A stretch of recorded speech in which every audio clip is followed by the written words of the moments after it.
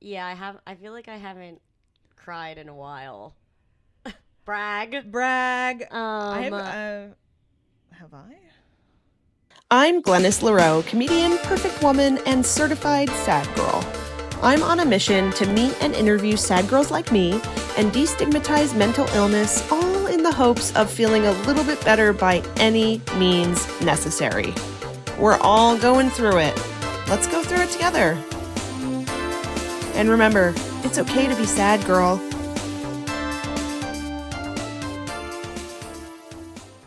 Is Sad Girl Survival Guide, the show that explores rock bottom, breakdowns, and breakthroughs one sad girl at a time. Today's sad girl is a company member at the Upright Citizens Brigade. Her character videos have been shown on Vulture, and she's part of a duo musical group called Bada Swing, and they'll be at Joe's Pub on February 1st. Please give it up for Michelle Chan-Bennett. Woo! reporting for duty. Yes. What makes you sad, girl? Oh man. Most things I would say. Honestly, not much lately because I've joined Prozac Nation. Yes. We love Prozac Nation. How is that for you? It's been great. I am trying to. I have OCD, so it's been great with my intrusive thoughts. Like I've actually stopped a lot of my routines. Whoa. Or like not routines, compulsions. Yeah. But I'm trying to see. Like I think that's my main indicator. So we'll see if I need to up my dosage at any point. But Okay. like, you were right. It gives me energy to do Yes, things, and yes. I'm less like inhibited. So like pursuing ideas or being creative is less, and doing a lot of stuff that I used to enjoy for a while was like, I can't access joy. I don't want to do the things that I normally want to do anymore. And Right. now I'm so back, baby. She's so back. That's awesome. And I feel like you're one of the hardest working, most motivated people I know. Really? Anyway, I don't yes. know. When people say that, I'm like, that's crazy. I'm like, I produce like what, one video a week? Well, I mean, it's And not that's even my video. metric. Is content. Of course. No, I mean, I feel like you're so woman about town. Oh, wow. And busy, and you have an amazing show and are doing all the things. Oh, thanks. I think a lot of it is economic need, because this was my first year going full creative, as I'm calling it, aka because I lost my job almost a year ago. So I was like, so now it's just like any gig, I have to take it. And Sure. That's why I'm always around town. I mean, doing stuff. full-time creative.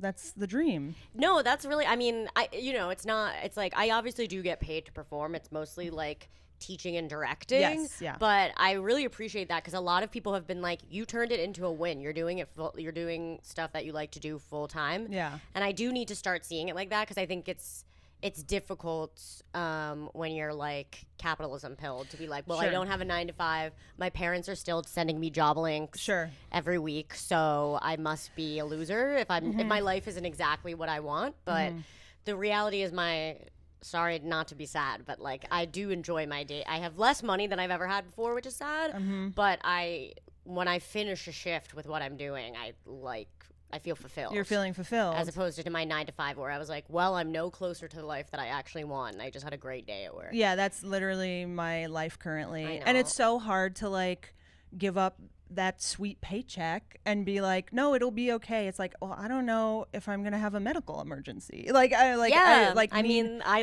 do live in constant fear of that. yeah, exactly. So, I mean, it's refreshing to hear that you're happier than you've ever been, because there is that anxiety, especially in New York City. Yeah. Maybe not in Zoran's New York, though. Yes. Maybe we can be an everything's gonna- artist. January 1, everything's fixed. Everything's So fixed. It's going to be coming up perfect. roses. Yes, exactly. An affordable city for artists doing improv. Yeah, the one form of comedy I don't do. No, I improv. know, yeah. And you're like, please do I not. just need the record to show that I Don't don't really do besmirch- improv that much. Don't besmirch the name with improv. Circling back to the Prozac journey, because I've been on Prozac, and I was on Prozac for anxiety. And for me, it was really good at sort of being this on-off switch to rumination. Yeah. So I had definitely like obsessive negative thoughts. Yeah. And I... Not to be rude, but you weren't taking it for depression also? Well, I guess. Okay. I guess. No, that's not rude, because yeah, I'm totally depressed, but I think I'm like an anxious depressive rather than a depressed anxious. Yes. Because now I'm on a double whammy for both. Are you on? Oh, let me guess. Let you guess. Wellbutrin. Yes. Okay. All the girls are on Wellbutrin. Wellbutrin and Lexapro. Wait. Skirt. And not Prozac. No. Okay. I abandoned Miss Prozac. Why? You're gonna hate me for the reason. It made me asexual, and I gained like 15 pounds. You gained 15 pounds? Notice how I'm like, that's really bad. I'm like, that's the big problem. Who cares about libido? Yeah. Sorry to my lovely partner. I really I had no anxiety, but I also had no motivation, or I was just like really flat and just I see. Yeah. So Miss Wellbutrin is a different neurotransmitter. Okay. And then the Lexapro we added on just a dash, just a little sprinkle of a garnish to kind of offset some of the anxiousness that Wellbutrin can bring on. Okay. Yeah. Because Wellbutrin, sort of an upper, sort of the in Pulp Fiction where she stabs the heart with adrenaline. Yeah, that's Wellbutrin basically. Yeah. So it's speed. Yeah. Well, speed adjacent. Yeah. Yeah. Well, that's more Adderall, I guess. Yeah, exactly. So, I mean, the combo is good for motivation. So if you ever are like, I don't know if Prozac is doing the thing for me anymore, I'm on pro Wellbutrin. I'm also not a doctor. Can't stress that enough. Not a doctor. I am. I'm kidding. Yeah. We're doctors. I'm not.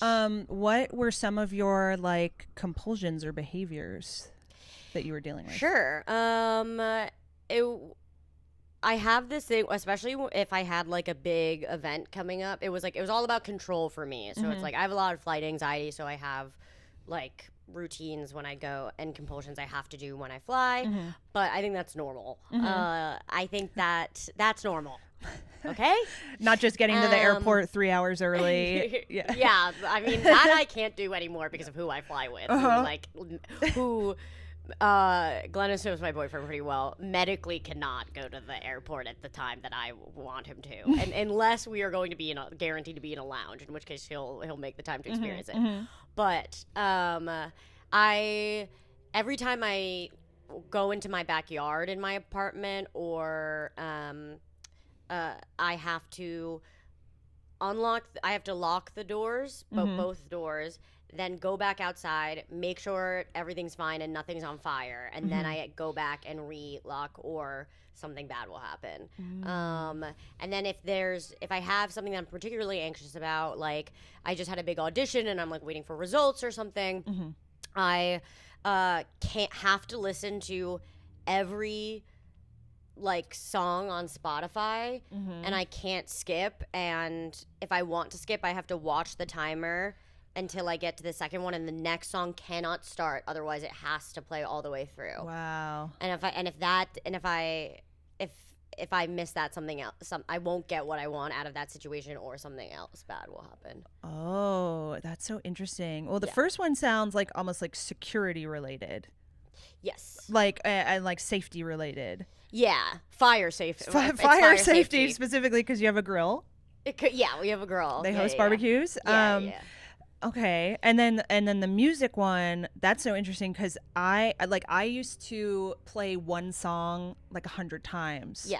But that was because I was like really wanting to learn the lyrics, and I'm now learning that might have been like an ADHD behavior or something. But like a fixation. Yes, I would get fixated on one song, and I am very much like I like what I like, and then I will listen to it until like I can't stand it anymore. That's very much my behavior. But when did that start, and why do you think that started?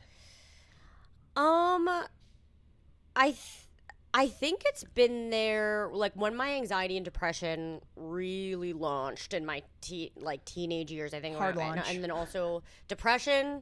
I feel like that was all the way through. I think anxiety was really like 18, 19. The year.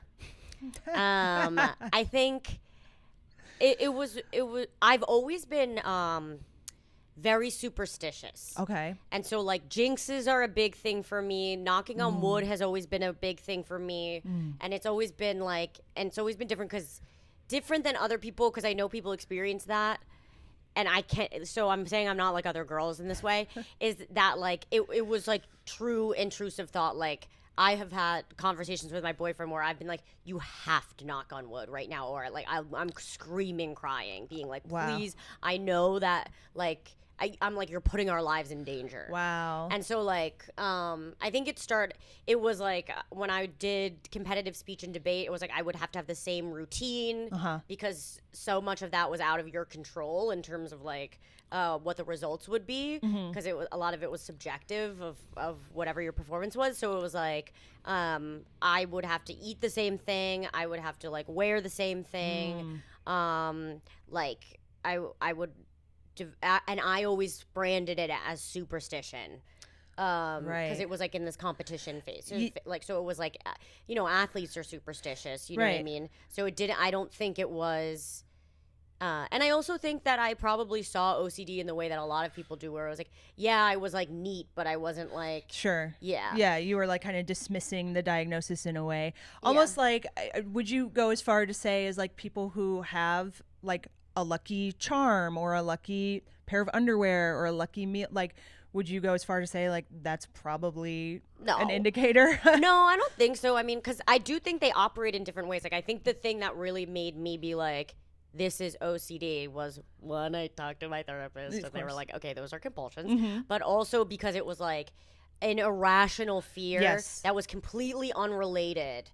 You know what I mean? Like the behaviors emerged where it was like, that result has absolutely nothing to do with that. But my brain was like, it's like a butterfly effect. They're connected. Like, and it always in these situations where I lacked control and thus like didn't have and thus had so much anxiety because there was nothing I could do to prevent bad things from like a random fire starting or whatever. And then I think with a lot of people, mental health discourse has just gotten in some ways problematically like, and in other ways very helpful, like more prolific online. So it was helpful for me to be like, oh, if I'm like attaching these stakes, or if like I'm doing these things and it's rooted in like a safety thing or something like that, like that is OCD. Whereas I knew I had like anxiety before, and like especially like social anxiety, and I just thought I was like a really high strung person. But I think that specific behavior, I was just like,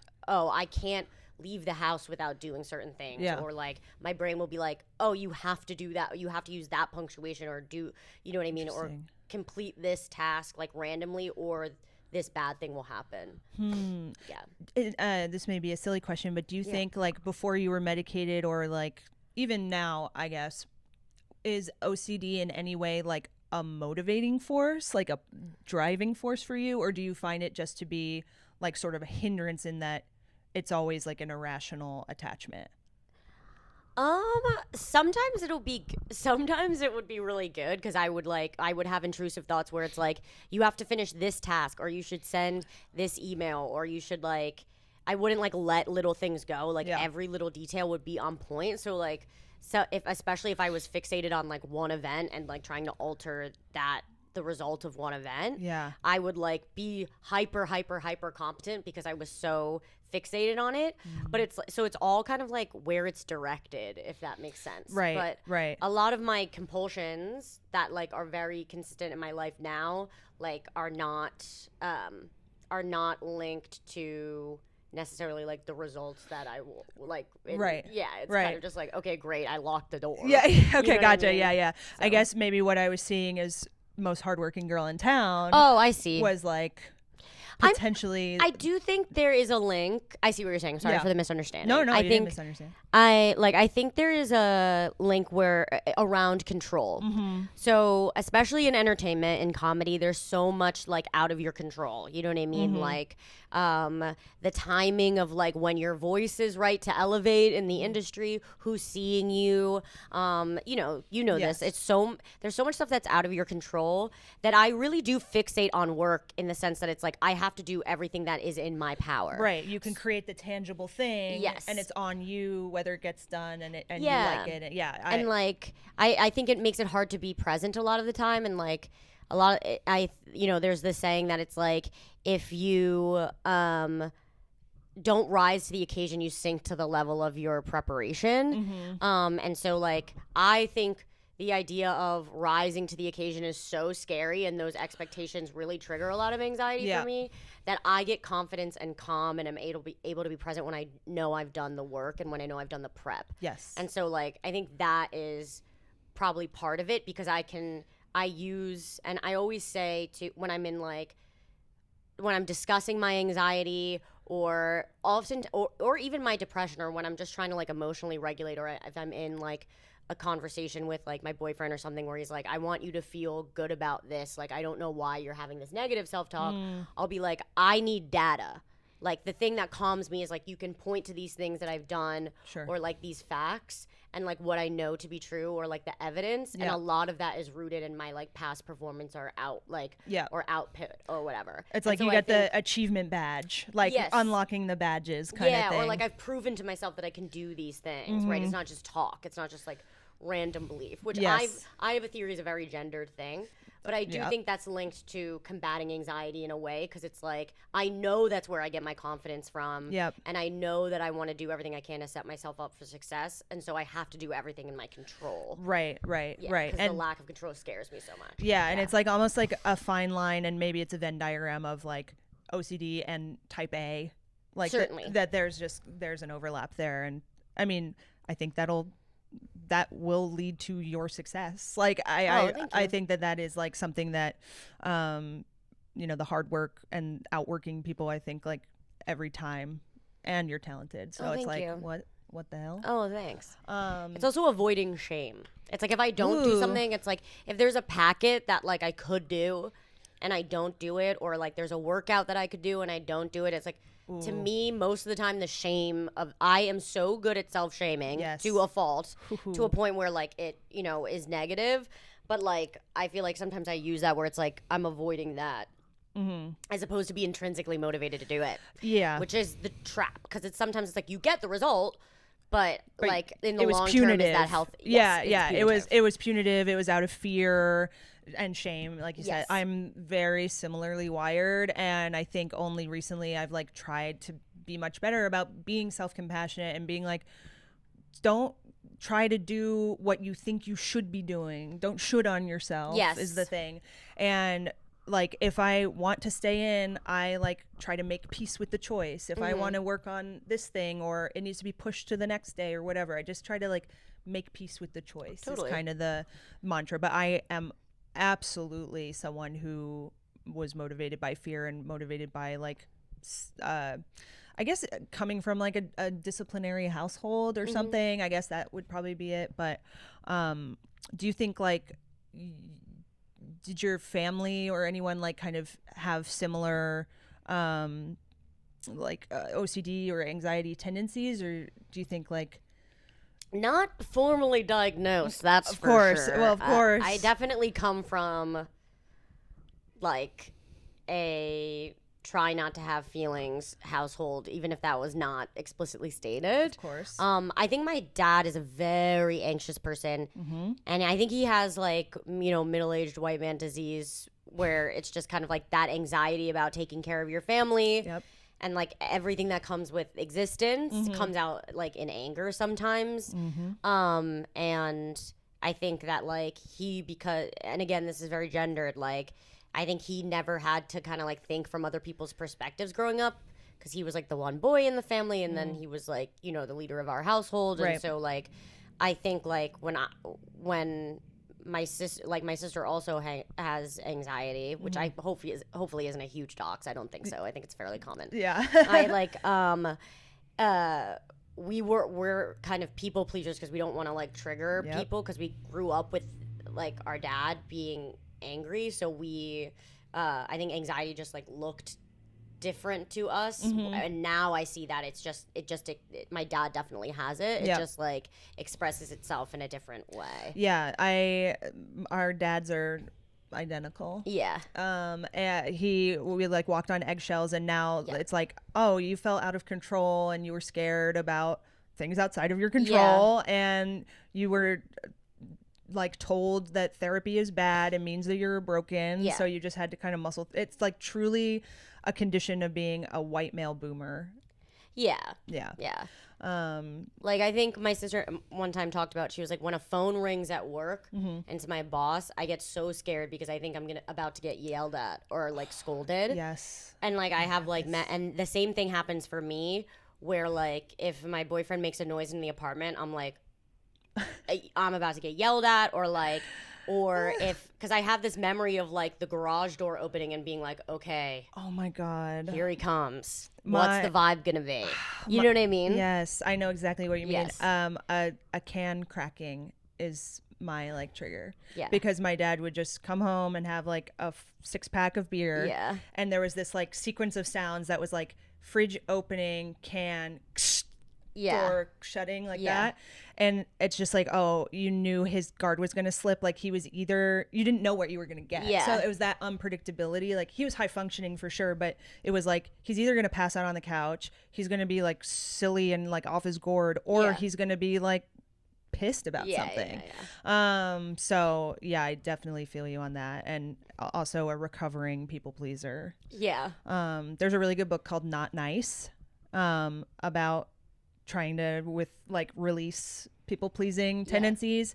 And what I thought was so helpful about that was there's one part where he's like, you know, when you are being a people pleaser, you're not really giving the other person the benefit of the doubt that they are resilient to like accept saying no or letting them down. And like I thought that was very eye-opening. And I also, there was another thing that was like, the opposite of nice is not mean. Yeah. So it's actually real. Yeah. So if you're not being nice, you're keeping it real with people instead of like it being like, oh, I'm being hostile. Yeah. And I think like we think if we let someone down, they're going to be either crushed by it or they're going to be like, Michelle's so mean. Yeah. And like it's something that you have to like train yourself to do. And I think you're obviously going to stumble, because I think like I went through a period where I was like, all right, I'm not nice anymore. And then I was like, wait, I'm a huge bitch. Like come back. The pendulum has to come back a little bit. But then you kind of find the balance where like now I have friends that are like, you are always the person who tells it to me like it is. And I like want to be that person. And like, even if those conversations are difficult or like awkward even, because I like give my friends the benefit of the doubt that they can handle it, you know? Yeah. And that it would be better on the other side of Totally. that. Yeah. Totally. I feel like I always frame it now. I should read that book and like change my vocabulary around it, because I always view it as like, I don't trust people to have a kind reaction to me. You know what I mean? Like I'm very scared to like state a need or like draw a boundary or to like combat things, I think a lot of the time, because I feel like in my past I've just had experiences where it's like the worst, and this isn't targeted at my father necessarily, but like I think like the worst possible reaction to that. So I just think, or like feeling like nobody is understanding where I'm coming from. Yeah. And so I'm kind of just like, I'll just get ahead of this. Yeah. Because I don't like, you're right. Like I don't give people the benefit of the doubt. I'm like, I just don't trust people to have an appropriate or like a reasonable reaction. Right. And I mean, if you had a formative experience where someone did misunderstand you or did have a unreasonable reaction, like it's totally understandable that your body would be like, I don't want to deal with that ever again. Yeah. No, that makes a lot of sense. And I feel like I'm relating a lot to your like upbringing and your relationship with your dad, because that's it feels like they were all just made from a little cookie cutter factory. People say white men don't have culture. Yeah. White man culture is being a difficult dad. My dad will probably watch this and then pretend that he stumbled upon it organically. Oh, so, no. I do want to say for the record, I love my dad. I love my dad. He's a wonderful father. Yes, I love my dad. Yeah. That's so funny. Okay, maybe let's do some like little quick questions. Okay. Do you have like a particular like sad girl comfort food? Raboki, which is Korean ramen and tteokbokki in one pot. Whoa. Wait, With, are like, those fish are cake and stuff. the little like they look kind of like packing peanuts? Yeah. But they're like rice, They're like rice and rubbery. cakes. Oh, Yeah. so good. Yeah. And then what is something like that you cried over recently that maybe is like dumb or silly? And I know Prozac, like it blocks the crying. You're like, wait a minute, I haven't cried in so long. Maybe nothing. Yeah, I feel like I haven't cried in a while. Brag. Have I? Wow, antidepressants really do. It's like a valve. I will say, this certain music, like there are certain like voices or honestly certain like chords, like if I'm listening to like classical music that I think like ignite neurons in my brain and I won't feel the emotion associated, but I will just start crying because it's like so it's getting beautiful. In there. Yeah. So I'm just like, whoa. Whoa. Yeah. Who's a voice that does that for you? Billie Eilish. Yeah, she's great. Like there are some harmonies that she and Phineas cooked up that I'm like the second it hits my ear I'm like whoa, and like want to cry. Yeah. No, I hear that. She's got a beautiful voice. When I was watching The Summer I Turned Pretty and they did like 8 versions of When the Party's Over, they did boy version, girl version. That like that got you. Me. That got you. And I'm not even like I watched that show and like. Not really like ironically I like love it, but like I don't really feel emotional about it. I just like being like, which boy do you like? Yeah, what's going on here? Yeah, and I have to stay on Asian Girls, but I like I'm not emotionally invested in that show, but sometimes the music gets me. Yeah. When it's not Taylor Swift. Got it. Sorry. Sorry. That's so funny. I went to see Lady Gaga. I'm 2 months so ago. jealous. It was so fun, and I went to the Mayhem Ball, but I went to the Born This Way Ball in 2013. And was not medicated. And at the moment she came out, she was on this like metal horse thing, and she was like in knight's gear for Born This Way.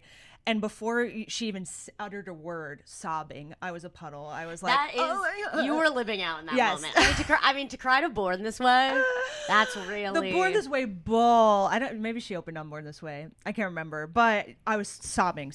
And then at Mayhem, I was like, like as a straight woman to cry to Born This Way is so funny. I know. I'm like, but she's straight, kind of. No, that's so funny. Yeah. And then I was like, okay, I'm gonna cry at Mayhem for sure. And it starts with like pyrotechnics and like an opera house and all this stuff.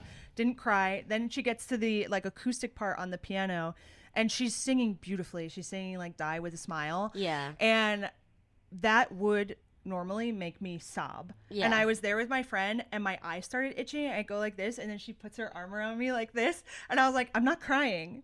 Really, like, wow. I totally like changed gears because that would have normally have gotten me pretty good. But again, Wellbutrin and Lexapro. Oh, totally. They're just dry. And I cry when I hear Lady Gaga say, "You're Lebanese, you're Orient." Have you seen that Bald and Beautiful clip? Of Katya and Trixie, yeah. Let's see. What's a minor inconvenience that sends you like right over the edge? Anytime, like if you're traveling with a group of people, and I know, sorry, I'm sending you. When you're traveling with a group of people and like you have to like start a route, like do a route or like coordinate going, anytime I have to go in the wrong direction of where I eventually have to go, like inefficiency in that way really sends me. I love efficiency.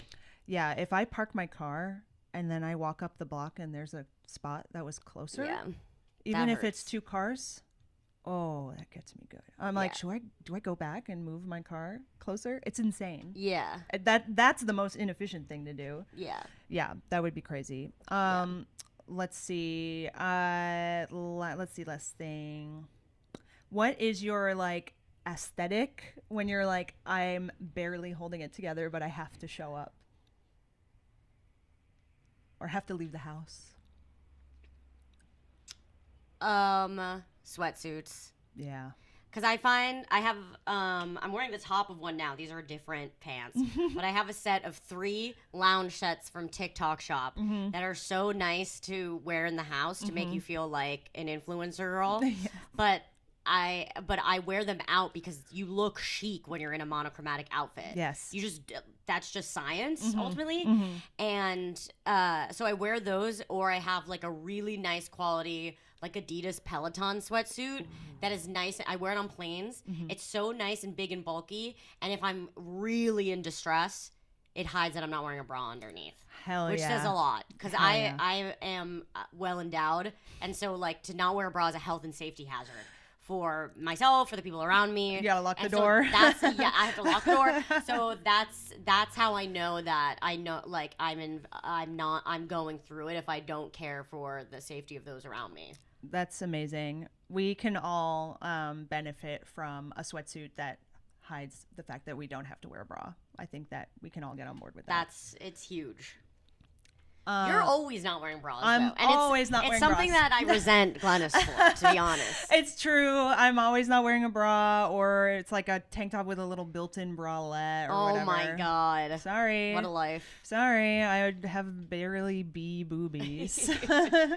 Maybe one day I'll get big fake boobs. That'd be awesome. That would be awesome. Picture this, Glennis with bazongas. Imagine that. Wait.